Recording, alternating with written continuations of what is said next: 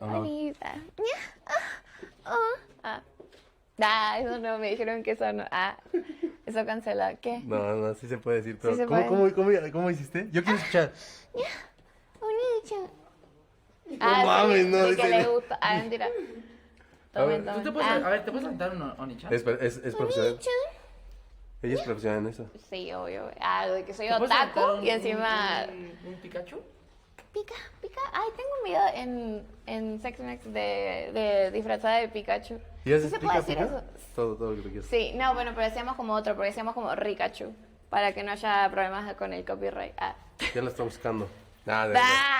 Oye, pero a ver, aviéntate un pica. Pica. Ya. Ay, de que no era la gran cosa. Pica. Tendré que hacerlo con eso. De que todos me están escuchando por el micro. Sí, yo voy al baño. Voy al baño. Güey, qué épico. Guau. Este no sirve, ¿no? Güey, ¿todos estos autos son tuyos? Sí. ¿O no? Son de cada uno, ¿no? O sea, de todos nosotros. Ya.